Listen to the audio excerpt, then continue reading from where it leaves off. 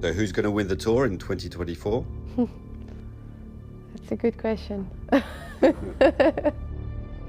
say maybe a Dutch girl. Yeah, it's good that the bib number is on my back. I cannot see it myself, you know.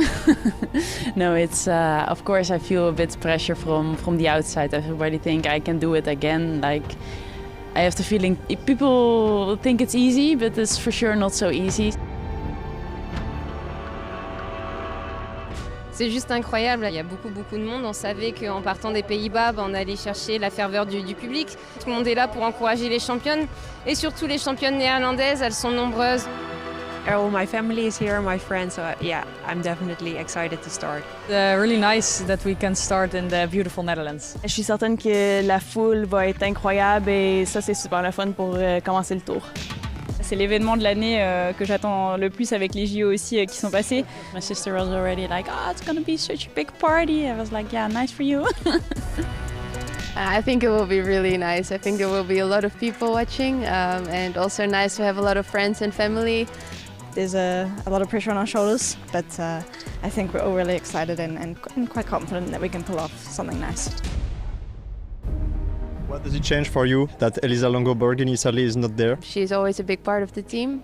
She has been the entire season and especially also after winning the Giro. But we still have 7 really strong riders here and I think we can make it a really good race. C'est sûr que quand il y avait Annemiek dans l'équipe, c'était facile, classement général, all-in pour elle. Mais là, cette année, on va viser plus les victoires d'étape. On a vraiment une équipe super agressive qui ont déjà gagné 2 étapes l'année passée. Alors, je pense qu'on est capable de faire la même chose encore cette année. Le maillot jaune, si c'est possible, forcément, je ne freinerai pas pour ne pas l'avoir, bien sûr. Mais pour l'instant, Demi, elle est quand même vraiment au-dessus de tout le monde cette année quand c'est sur des courses par étapes comme ça. Donc voilà, mais on ne sait jamais. Et puis voilà, pourquoi pas une victoire d'étape si c'est possible aussi dans la semaine, ça serait génial. Many people are saying Canyon should be the best team during this Tour de France. Do you agree with that analysis? Yes, we definitely came here to fight for yellow jersey. We have a lot. I mean, we have for sure some French riders, Evita Music and Juliette Labousse. Gaia Realini is also very strong, but Neve Bradbury also showed she's really good on the climbs. Kasiani Miedema, of course. So still a lot of good riders to look out for.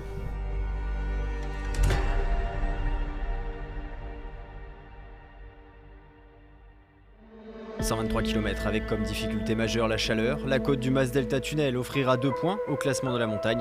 2 sprints au programme à Groenewegen et sur la ligne à La Haye. Bonjour à tous, le départ fictif de la première étape du Tour de France Femmes avec 10 vient d'être donné par monsieur le maire de Rotterdam, Ahmed Aboutaleb.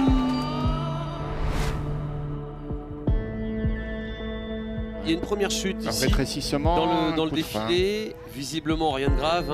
Concurrente d'Alpecin. Christina Schweinberger, l'ancienne championne d'Autriche, qui est tombée. Le départ est imminent, le départ de ce Tour de France 2024. Top,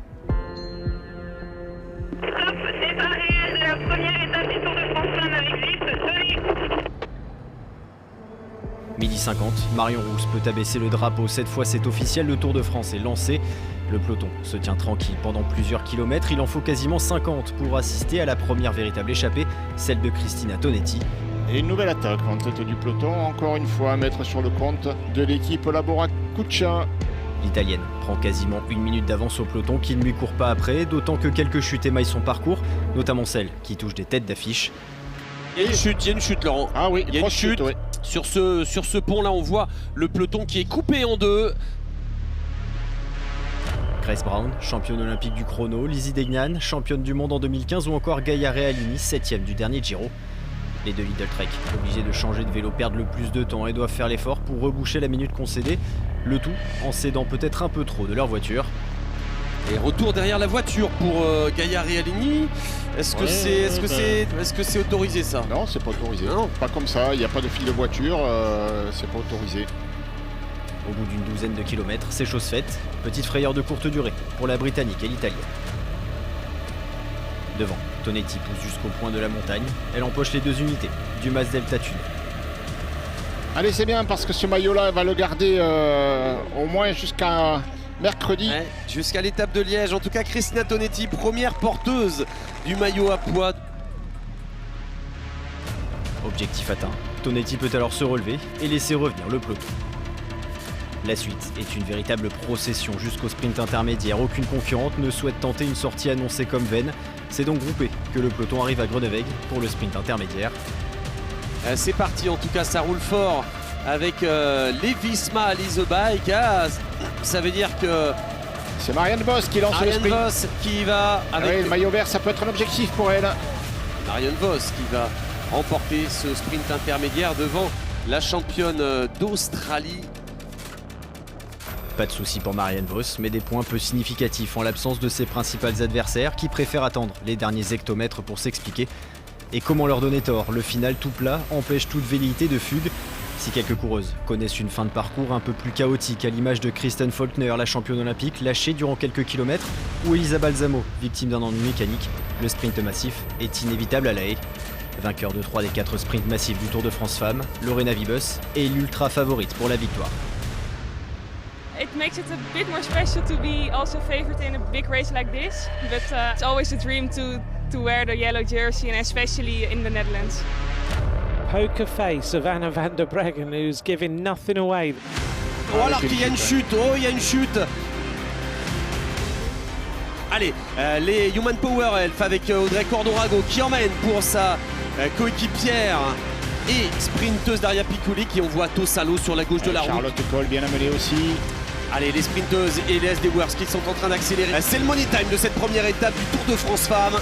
Elles aperçoivent la ligne là maintenant, tout au fond là-bas.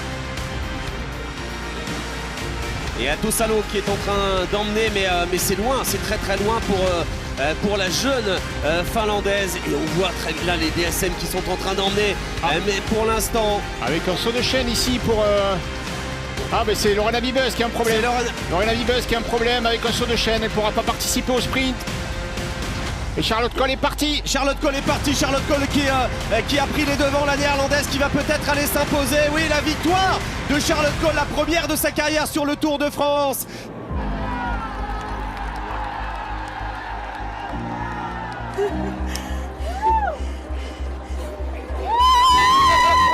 This is, I think, the best day of my life.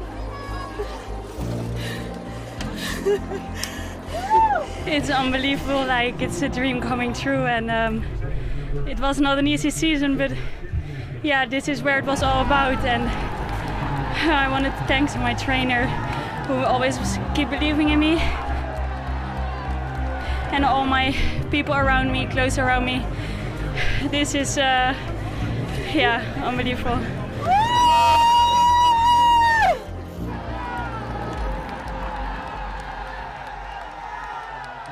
La machine SD Works, si bien huilée d'habitude, c'est cette fois grippée et Lorena Wiebes doit se contenter d'une anonyme 41e place, loin de Charlotte Cole. La néerlandaise signe au passage sa première victoire sur la grande boucle. Autre surprise, la 5e place de Marianne Vos, mal positionnée dans le final. C'est Atosalo qui prend la 2e position devant Balsamo. 7 nationalités sont représentées dans le top 10. Le premier maillot jaune de ce Tour 2024 est logiquement revêtu par Charlotte Cole. Ses 10 secondes de bonification lui permettent de prendre la tête. A noter la pénalité de 20 secondes reçue par Realini pour s'être abritée trop longtemps derrière sa voiture. Cole est également la première porteuse du maillot vert avec 50 unités. La sprinteuse DSM Firmenich Posten, elle devance Marianne Vos de 9 unités. La vice-championne olympique ayant pris les points du sprint intermédiaire, c'est elle qui portera la tunique demain. Passée en tête de la seule difficulté du jour, la jeune Cristina Tonetti s'empare du maillot de meilleure grimpeuse avec 2 points, un de plus que Ruby Roseman Gannon, les 2 jeunes femmes étant les seules à apparaître dans ce classement pour le moment. Enfin, le maillot blanc et violet de meilleure jeune revient lui à Annina Atosalo, 2e du général. La finlandaise profite des bonifications pour prendre 6 secondes d'avance sur les autres filles âgées de moins de 23 ans. Tous ces maillots seront à défendre 2 fois demain puisque 2 étapes sont au programme, une en ligne et un chrono autour de Rotterdam, pour peut-être déjà créer des écarts dans ce Tour de France Femmes 2024.